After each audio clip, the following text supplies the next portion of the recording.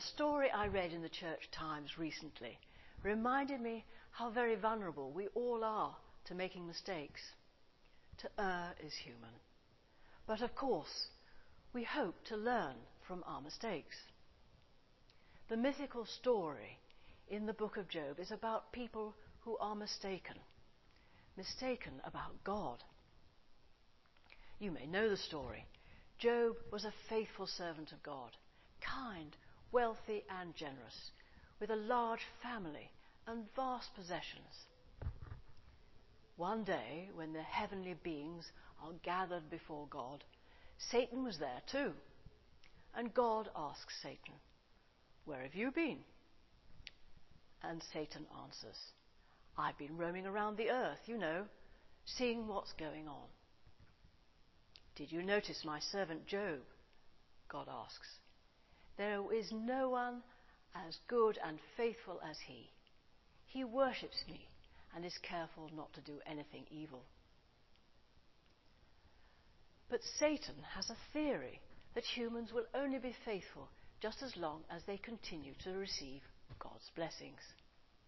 Keen to prove God wrong, Satan makes a wager with God that Job will curse God if he loses the blessings God has given him. So God allows Satan to test Job's faith. Satan afflicts Job with painful sores and takes away everything bar his life. Although Job cries out in anguish and questions God's wisdom, Job does not curse God, and so ultimately, pleased with Job's faith, God restores his health and fortunes. Well, this story has something to tell us about a right relationship with God. Because Job's so-called friends thought that they understood the wisdom of God. They believed that God thought like they did. And so they insist that Job must have sinned for God to allow Job to suffer so. But they were mistaken. Job, on the other hand, sees that he was mistaken. He acknowledges that he was wrong to question God. "I spoke of things I did not understand, things too wonderful for me to know." Job finally gets it. Real wisdom isn't about having all the answers. It's about trusting God and living rightly, as the final verses of chapter 28 describe so succinctly. God looked at wisdom and appraised it. He confirmed it and tested it. And he said to the human race, "The fear of the Lord, that is wisdom, and to shun evil is understanding." Well, I must confess, hearing these verses, I can't help being reminded of some of the sermons I heard as a child, sermons that had an air of fire and brimstone about them. Sermons inspired by parables, such as the parable of the sheep and the goats, which describes how our actions have consequences. In the parable, those on the king's right hand are blessed because they fed the hungry, they gave drink to the thirsty, they welcomed the stranger, they clothed the naked and cared for the sick and imprisoned. They had come closer to God than they knew. But those on the king's left hand, to them his words are stark. "Just as you did not do it to one of the least of these, you did not do it to me. And these will go away into eternal punishment, and the righteous into eternal life." Crucially, Jesus identifies himself with the least of these.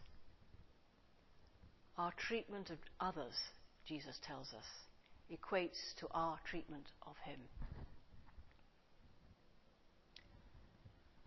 The sheer force of this parable, the clarity of the message, tells us that God longs for us to obey him, to obey his will.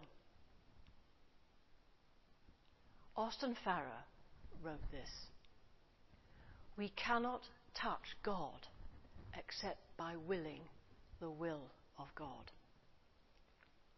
Yes, God longs for us to obey, but he gives us the freedom to choose. We can live by human wisdom, self-reliant and distant from God. Or we can learn to trust the wisdom of God and live in tune with God, as Christ did. So we're bound to ask ourselves, how do we learn to trust the wisdom of God? I think Farrer gives us a clue. We need to will the will of God. And this means following in the footsteps of Jesus and living generously. We know Jesus' life was all about generosity. All that he had, he gave away. He healed, he forgave, he served, and ultimately, he gave everything on the hill of Calvary. You and I cannot hope to understand the wisdom of God. We have to accept, like Job, that God's wisdom is too wonderful for us to know. And yet, by willing the will of God, we learn that there is only one way of doing things.